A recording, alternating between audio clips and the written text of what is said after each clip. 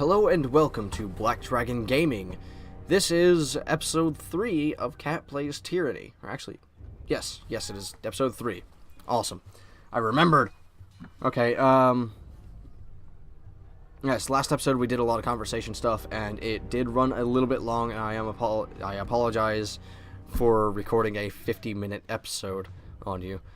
I should have split it in half, or at least ended it a few minutes earlier, but not much to be done about it now. Without further ado, let's go inside and talk to Graven Ash and the voices of Neurot. I should go make myself a cup of tea after this episode. I think I will do that. Well.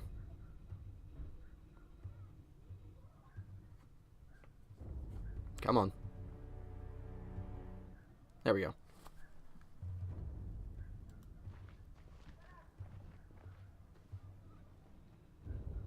That's 4 reports of avalanches in the mountains now. The Tearsmen can barely count past 9. They have neither the capacity nor the cause to close off the mountain passes. Either way, that leaves the 2nd and 4th cohort trapped outside the valley. The Archon of War pounds his staff on the ground to punctuate his words. A large and imposing man to begin with, his profile is made larger still by his hulking suit of armor that hums with mystic energy. Or it's the work of your perfidious Earthshakers. Only a fool would not suspect a traitorous Archon of poisoning the mind of his students with sedition. We would have killed the Earthshakers Guild for their master's treachery, but I'm sure you have some perfectly valid reason for allowing them to live as your pawns. The Archon of Secrets passes a scepter between his hands as he speaks, twirling the rod in hypnotic circles. Emerald luminescence seeps from the seams of the Archon's ragged red robes. The glow is most noticeable where his neck ought to be. His mask seems to float and spin, never pivoting or bending naturally. Yeah, he does this stuff right here in the green. When you're talking to the voices of Neurot is him talking to you. Well, hello there, Fatebinder. We'll be with you in just a moment. Hey, watch yourself. When these two get going, you don't want to get between them. I always know you've run out of things to say when you resort to mocking my vassals. If we are to speak of treachery, why is it that my scouts see the Scarlet Chorus warriors defecting back to the Vendrian Guard? Your fearsome reputation has gone flaccid, for it seems you cannot control your soldiers, or perhaps you simply choose not to. My lords, the Fatebinder has arrived. The disfavored commander raises her voice, trying to, with little success, to speak over the Archons. Perhaps we could table the discussion and let our guest speak? Speaking of strategic failures, who was it that insisted the valley would need only a token garrison? For some strange reason, we can't seem to recall which balding halfwit grossly underestimated the enemy. Thoughts? I'm gonna cough. And I thought you had left agents within these Tearsmen when they surrendered. Either you failed to see this coming, or you knew and let it happen. Sorry about that. Incompetent or in cahoots, either way, this mess has your filthy stink all over it. We look forward to seeing you explain to Tunon why the Archon of War could not close the vice on this trivial little insurgency. When we are crowned the ruler of the Tears, we shall have this place renamed to Ash's Folly in your honor. Alright, let's see. If I could trust the information I get from you and your conscripted mouth breathers, perhaps I'd order my cohorts around a bit more aggressively. But last time I trusted your all-clear report, my troops failed to come home. Oh, Ash, old boy. If you're going to have a little sob every time one of your nieces or nephews dies to the Tearsmen, perhaps we should have Siren sing you some calming lullabies to help you cope with your grief. Siren is the Archon of Song. She is kind of crazy. Like, by kind of, I mean a hell of a lot crazy.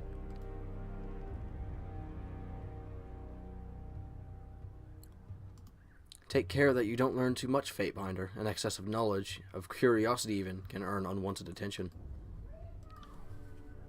Hold your tongue. I will not have you denigrate the honor of our fallen brethren. The commander's hand moves to the hilt of her blade, the weapon stays sheathed. I'll be doing us all a favor if I cracked open that excuse for a head. They bicker like children, do they not? The fifth eye's grating tenor pierces the attention in the tent, and all eyes land on the crimson spear. I meant only to say welcome. Welcome to our guest, the Fatebinder. The armored retainer bows with rushed inelegance, then rises to a salute. And not a moment too soon. Governor Katagus, how long have we been honored by your iron? Now we are honored by your presence. I must apologize for my lord's tempers run high of late. Apologies for the sudden entrance. I've traveled long to be here. Quakebringer, you humble us with your presence. I must apologize for our rancor and discontent. It is unbecoming of our station. Oh yeah. My soldiers tell me you helped Commander Drotus on your way through Edring. You honor the court with your selfless cooperation, for that is the sort of camaraderie that Kairos demands of us all.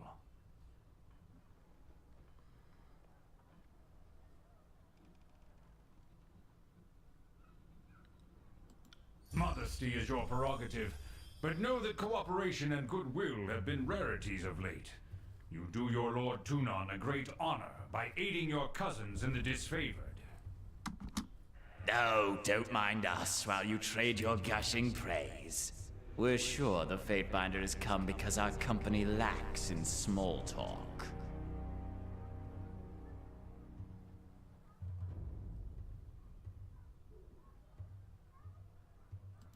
It seemed only yesterday you were proving your worth in battle, assisting my warriors in the siege of the bastard city.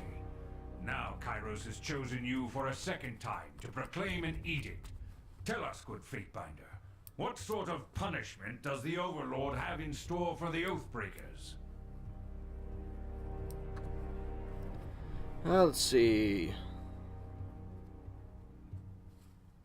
Let's go with this one. Don't want to piss too many people off. The earth sways with each word you utter, the air thickening with warmth as you pronounce the tersely phrased commandment, its every syllable drafted by the hand of Kairos. With the edict proclaimed, your pulse quickens, and the muscles in your legs, worn from a long trip down the mountains, feel renewed, the tired limbs now nearly buoyant with vigor.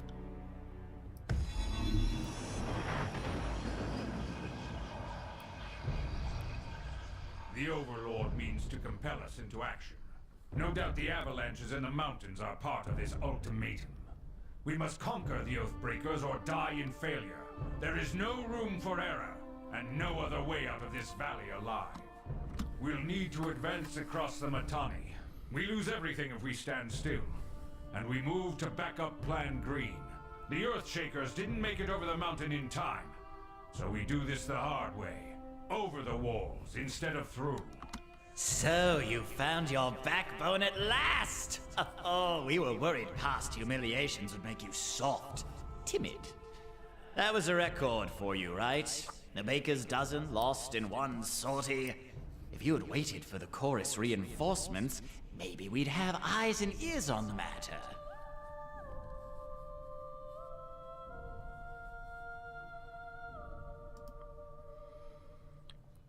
Watch them squirm, so many tears over replaceable, expendable, useless soldiers. I miss the old Archon of War. You'd never see Blood Echo in a blubbering mess over a few dead killers. He'd use the knuckle bones of his best disciples for jewelry, and even made a breastplate out of his dead brother's ribcage. Because that's how a real man deals with grief. Let's see. I'd like to gain some subterfuge experience, but I don't think I want to piss off the voices of Nara that much. I'm fine with irritating him a little, but piss him off? The Fatebinder is right. We're acting not as leaders, but as children. I've no time for your foolish japes and petty taunts. We should focus on the objective at hand, and that is taking the Mittani River, and then advancing to Ascension Hall and ending this edict. Beric. Though you know him only by name, Beric is a commander of the Stone Shields and well regarded by the disfavored High Command. My lord, Beric and his band have been drilled on the Echo Call assault plan. The Crescent Runners should be briefing him as we speak regarding the latest enemy movements along the river. I will dispatch him at once. And I will ensure the chorus stands ready to march. If the disfavored can take the river, the chorus has the manpower to secure the outer ring of the valley. Our soldiers clamor for battle, and at last we shall have it. Verse, we command you to continue guarding the Fatebinder. Tunan's Chosen is our honored guest, and must be shown our finest hospitality. I won't let you down, boss. She'll get through the campaign in one piece, as long as she doesn't do anything too stupid.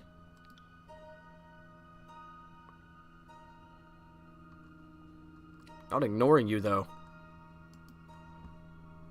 I don't know why you think I am.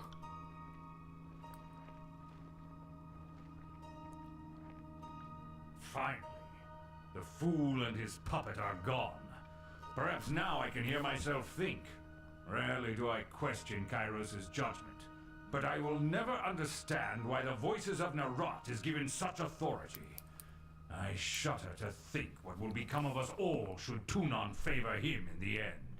Though the edict threatens the Scarlet Chorus just as it threatens us, I cannot shake the feeling that our allies will work against us. Can I have your armor? Your armor looks cool. You've shown your worth in war, and your name has been known to the Legion since the very beginning of this long conquest. So I'd ask that you join us this one last time, to help us wrap up this last objective. Though, actually, I think I'd prefer the Iron Marshal's gear. Like, that shit looks cool as fuck. If you wish to be counted amongst the glorious, speak with the Iron Marshal. She will direct the order of battle until we are ready for the final push into the Citadel. I would be honored to help.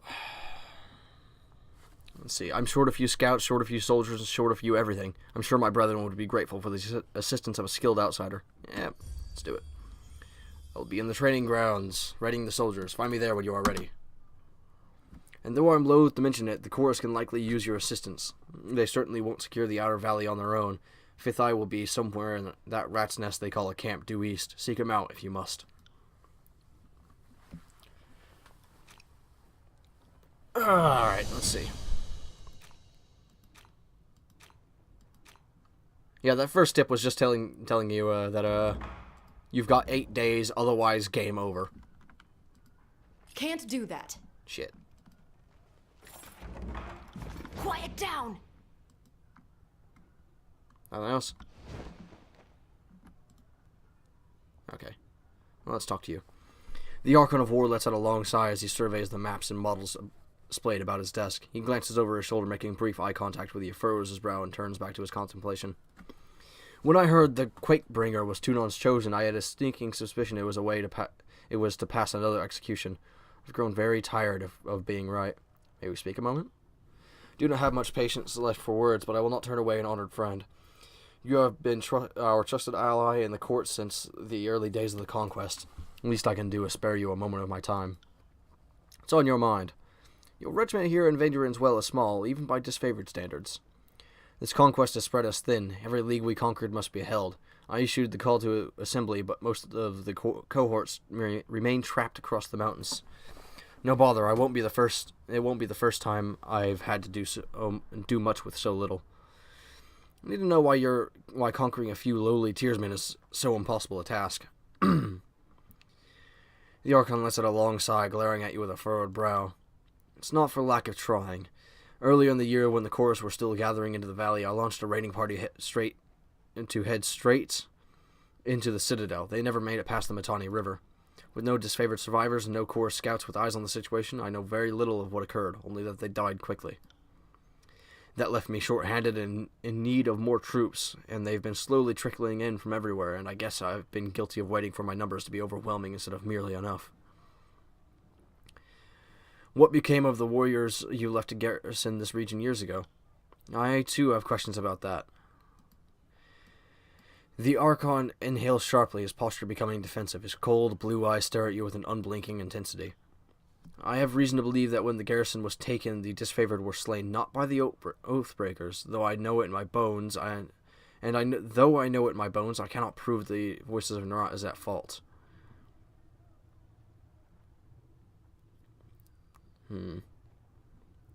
What is your reason to believe such a thing? Well, it is well known that I can protect my soldiers from harm, even if they are beyond my sight. What is less known is that I sense every cut, every kill, every illness. No harm to my soldiers escapes my notice. Of the warriors posted at Vendrian's Well, only 2 were slain in the uprising, but a few others died later. Horrible and painful magic was involved. My son was one of those died under such unusual circumstances. The Tearsmen have customs against killing prisoners. I'd expect your warriors to be slain in the heat of battle, but not after. Do they? I suppose I am guilty of paying little heed to what these hill folk believe. This makes it all the more troubling that they died when they did. I need to consider what you have told me. Let us speak of something else. What can you tell me of Karen, the late Archon of Stone? I'm sorry you had to clean up that mess. Karen was a headstrong twit, impossible to manage, but he was my responsibility all the same. I should have known sooner his heart strayed from Kairos. I needed to split our forces, send him to Azura while I tackled Stalwart, but that was a mistake. Without me looming near, he must have felt free to live out his traitorous dreams. Why do you think he turned against Kairos? Karen only served us because death was the alternative. He did not admire the unity and progress that Kairos brings. And while I suspect Chorus agents may have whispered treachery in Karen's ear, I think it wholly possible Karen fell into disloyalty by his own volition. What has become of Karen's disciples, the Earthshakers? Karen's chief disciple, Radix, now speaks for the guild. It is true that my warriors are a bit apprehensive about our magical allies, and many suspect Karen's treachery was taught to them, but I have vetted the guild, pruned whom I don't trust, and kept those I can. Let's speak of something else. Your distrust of the voice of Narat is plain as day. How did this antipathy begin? Our rivalry is an old one. The voices of Narat served Kairos before I did, and I believe he hates me for being of roughly the same status in the eyes of the Overlord, despite being the younger Archon selected to lead an army through the Tiers. This war seems to have brought out the worst in us. We've disagreed on strategy at every turn. If I have my history right, you used to fight against Narat. This is true. There was a time before I was the Archon of War, a time when I took arms against the Overlord. But at the time, the voices of Narat was one among those invading the lands I called home. So too was Blood Echo, the previous Archon of War. My warriors and I ambushed and killed the old Archon of War, but the larger campaign was lost and we had to surrender.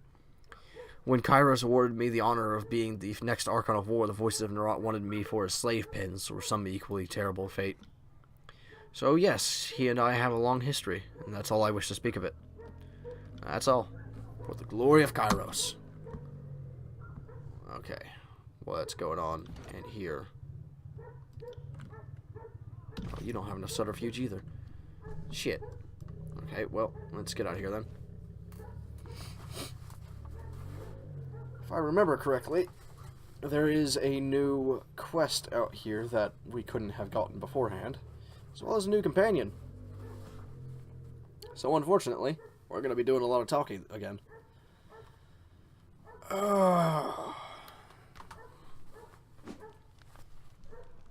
Let's see. Yes, this one. Right. Let's get Barrack first. Don't just coddle the impact, push back with your shield, take the momentum. I set eyes on your opponent's waistline. If you spend more than a glance checking his footwork, you've lost. Baybinder, welcome to our camp. The disfavored officer nods at your approach.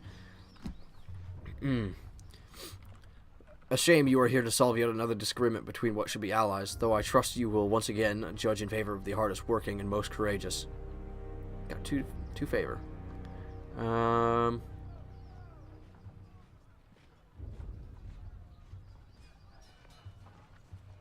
Ah, that was the feeding one. Okay. It was mentioned your short-armed warriors need help. What's the situation? I have brigades amassing among Placid, Echo Call, and Littletooth crossings. The Vendrian Guard may be able to hold one bridge, but they cannot hold against a concerted three-prong attack. I have no right to give you orders, but we all die to Kairos' edict should we fail, so I'm not about to let my pride blind me to the value of good help. This is the second major attack on the river, correct? What happened the last time? Defeat in detail. We carved a bloody path up the river, but at that point, everyone who charged ahead was lost. We had no Corps backup. It was just a few disfavored squads. I can't tell you exactly how they were defeated, but we lost the whole assault team. We found bodies washing up in the river for days. It's not often the Tearsmen put up such a good fight. It certainly made us reevaluate the number we'll need to take this valley. Really? Are you sure our scouts didn't give you all sorts of details about the enemy and you just chose to disregard our warning? We can pass out blame after the war. Only the Oathbreakers matter now. Quite right. Getting our emotions in the mix won't hasten this campaign. I will assist. Then our plan just might work. We are loath to work with those who do not share our training and our values, but we know that Tunon the Educator selects only the most capable minds for his court. And I trust you will honor us all on the field. NCO will be leading the charge at Okakal Crossing, and assisting you will be Barrack of the Stone Shields. She points to a heavily armored soldier standing sentry at the edge of the training field. Before you ask, no, the Forge-bound weren't sloshed on Dapple's seed when they fitted his armor. He survived the full force of the Edict of Storms, and this armor doesn't exactly come off. Tactically, it's quite brilliant, but otherwise, it's something of a curse. Fatebinder, Barrack, come meet the Fatebinder. The soldier steps up to you. The soldier that steps up to you better resembles an amalgamation of rusted blades and mismatched pieces of armor fused into a vaguely human shape. He reeks of sweat, feces, and whatever oil treatment keeps him flexible. Fatebinder, the Iron Marshal has tasked me with keeping you alive, and I have no intention of disappointing her. That should be enough assurance for anyone. No. Likewise, good Binder. Barrack, is that you under there? I had no idea you were in Vendrian's well. Fatebinder, do you know this walking anchor? Just a minute, you two know each other? No. Oh, that is to say, yes. I'm already as familiar with this ironclad halfwit as I care to be. We don't have time to trade jabs today, Verse. After the siege, you can throw as many tantrums as you please. I suggest that we remain focused on the mission. No offense to the mission, but seeing you looking like a garbage heap and reeking of a mass grave is more amusing by far. Did you forget how to don your armor, or did Graven Ash leave you out in the rain? I love the verbal sparring between these two. I don't believe we've been acquainted. It's challenging enough to experience battle from a courtroom, much less remember the faces of your cohorts. I wouldn't expect you to know me under these accursed blades of rust. The Fatebinder will be joining us for the push across the river. I figured an extra hand might help. And more importantly, if my worries come true and the course tries to impede the mission, we will have an observer from the court on our side. Better to work with the Honorable Binder than some chorus children. I ask that Barrack accompany you there to arbitrate the cooperation between his company and the Scarlet Chorus. There we go. Barrack, you have been without a cohort since the last battle of Stalwarts. It's time we gave you a task more worthy than hauling wagons and leading trading drills. Ash has assigned you to be to the Fatebinder's service. You're to assume this task is ongoing until we find a more permanent spot for you, which could very well mean the swiftly approaching end of the war. Or when the Fatebinder dismisses you. Is that understood? Barrack regards the Iron Marshal in impressive silence. That's an order, Barrack. You can be stubborn as a mule, stubborn as pulling a spire out of the earth, but he's a good soldier. Hope you don't mind the company. I'm honored to have a member of the Iron Legion at my side. Excellent. I look forward to your success in the field. Alright. I will level you up later. Man, lady, what do you want to talk to me about? First off, let's level him up. Let's get that. Shore up his weaknesses. Let's get Sentinel. Yeah.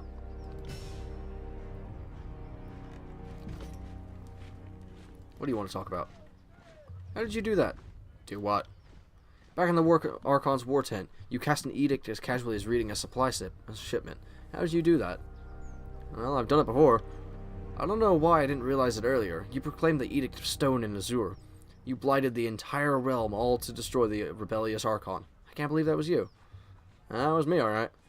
Well, call me impressed, considering you've read the words of Kairos more than once. I'm surprised that you're even alive to tell of it. Your vocal cords should have turned to ash by now.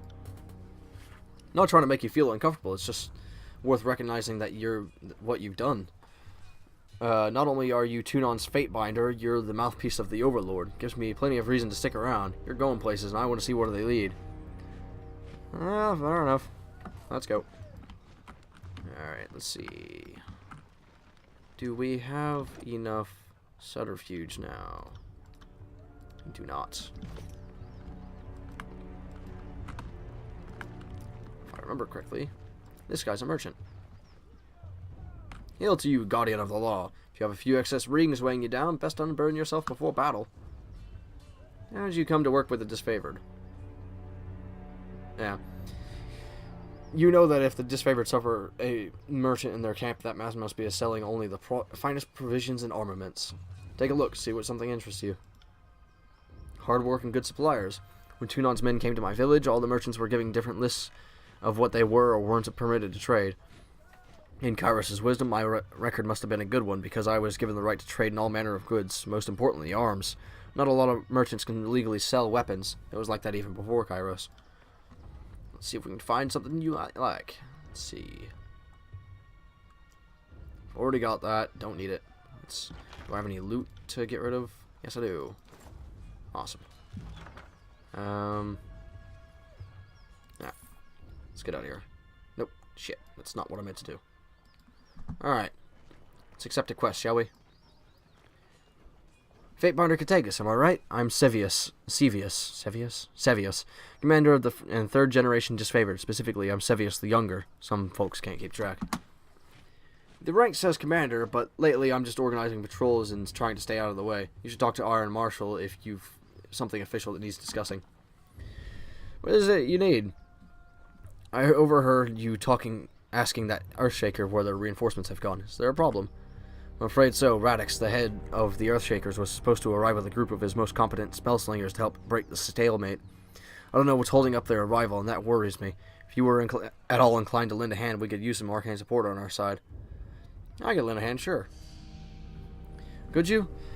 I knew that Tunon's agent wouldn't fail us. In a time of need. I'll mark the last known site of our Earthshaker reinforcements on our map. Good hunting, Fatebinder. Why do you think the siege has delayed for so long? It should have been over real quick and simple. The first cohort arrived in the valley and went straight for the kill, but that was before we knew that the Vendrian Guard had sages and that water witch on their side. A bigger problem is the Scarlet Chorus. They eagerly conscript the Vendrian Guard, but I have no proof of this. But it... sorry, damn. It seems they do very little to keep a watchful eye on these drafted tiersmen. They are often sent out on a patrol, and we suspect that...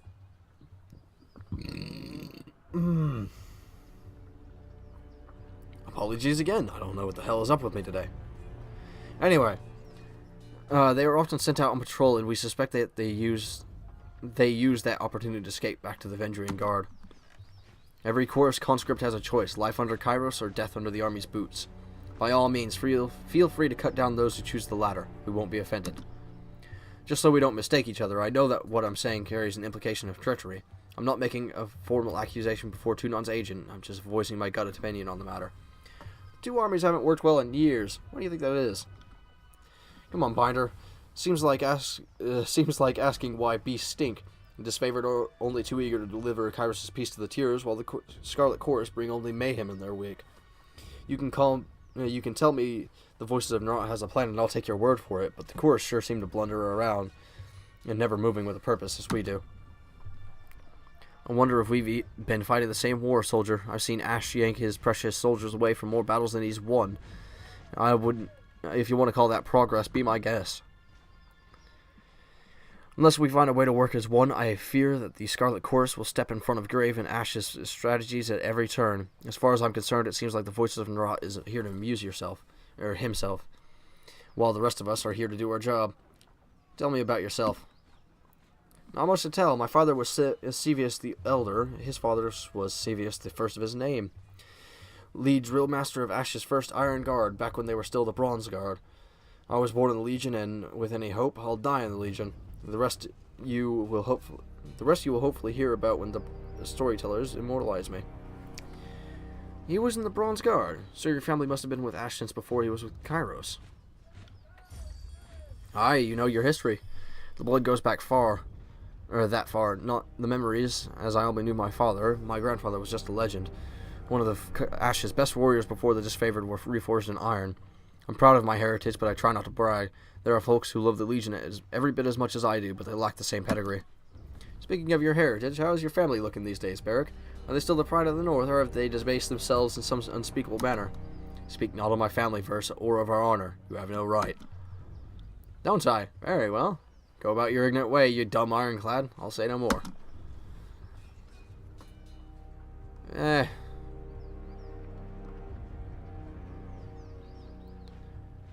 Let's go with the pedigree thing just to give him... just to fluff him up a bit. Thanks, but I try not to think about it too fondly. If anything, every time I screw something up, I wish I wasn't dragging the family name through the mud along with me. Bronze Guard? Okay, back to my other questions. Nothing to do.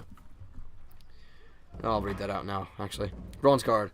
Well, his day and age was a century ago, and they didn't have Kairos' modern luxuries like iron, so back then the great general's inner circle was known as the Bronze Guard. Alright. I think we can wring some shit out of these two now. Welcome back, Fatebinder. Lucia here was just mentioning that, only because you asked, that you've become a real asset to the disfavored ever since you arrived. Not that anyone expected different. Let's see. You seem handy with a weapon, Lucia. I'm handy in a lot of ways, believe me, she winks. Weapons, though. Aye, you could say I know what I'm doing. Are you flirting with the Tunon's Fatebinder? Relax, Marcus. There are plenty of camp slaves around here if I needed to scratch an inch. Although, through the visors of her helm, you notice Lucia's eyes roving up and down your body. If you ever need someone to warm your bedroll, let me know. I sleep in my armor. Hope you don't mind. So do I, but you don't hear me bragging about it. How have your skills fared in battle against the Oathbreakers, Marcus? Every battle is a reminder of the Legion's superiority. The Oathbreakers have plenty of heart, but nothing to beat our northern values and Graven Ash's love. If you ever want to enjoy that feeling, I can spare you the time of day to cross iron. Yeah. Let's see. The Legion boasts so much honor. Why are they disfavored? The story is common knowledge, but we don't discuss it here out of, well, it's not considered polite. It has to do with Graven Ash and the rise of the Kairos Empire. I'm sure you can put some of the pieces together. Ash and Kairos weren't always on the best of terms, but all that has changed. By right, we should have a name worthy of our vaunted reputation by now, but maybe someday after my children's children have inherited my armor, we'll have a better title to call our own.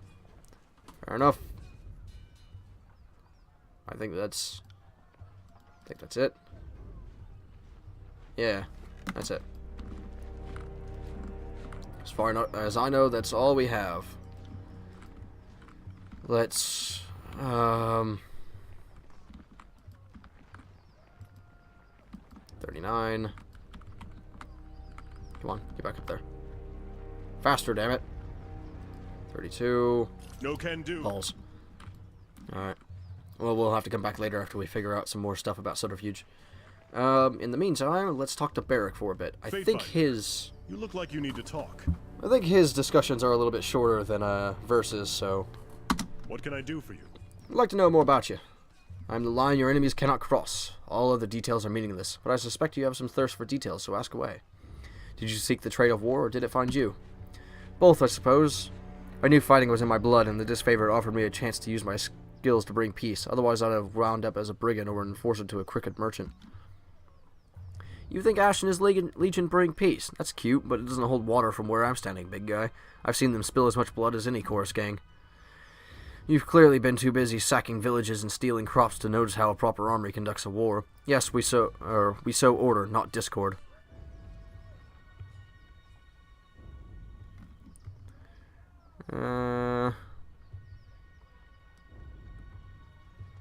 Let's go with say nothing. Enough of this. You're making us look foolish before the Fatebinder. May I continue my story, or do you plan on interrupting again? The disfavored needed recruits in anticipation of marching south.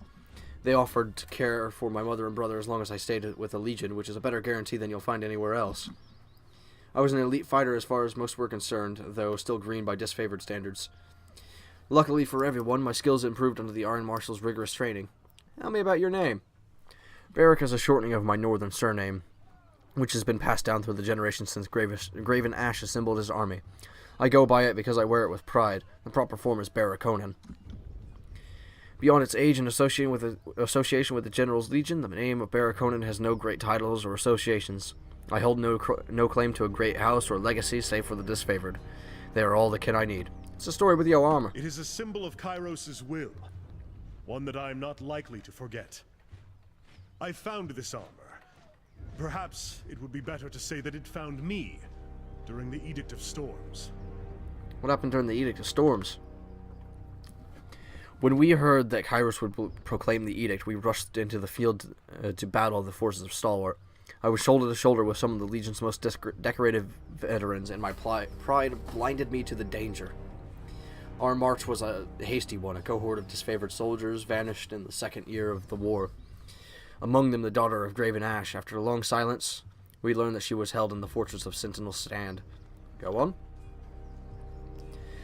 As we surrounded the citadel, I heard the opening peals of thunder, as did the scout I was busy trying to kill.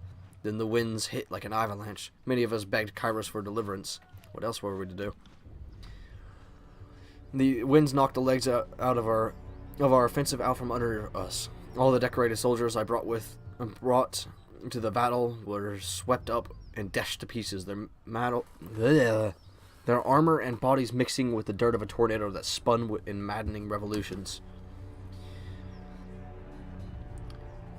A piece of the citadel broke off and nearly crushed my skull. I only remember a few scattered moments from the storm, like the flying bits of bronze and iron cutting my flesh, the severed limbs of fallen soldiers tumbling through the air.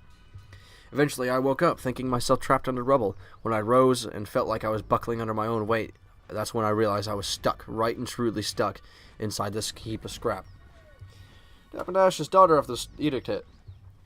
She was trapped behind the walls of Sentinel Stand, imprisoned by Kairos' storm as well as the fortress itself. 1,000 soldiers standing shoulder to shoulder could not have endured those winds to rescue her. How did you survive when everyone fell? That is a mystery to me as well. Did Kairos hear my plea for mercy? Did this heap of scrap metal protect me, imprison me, punish me?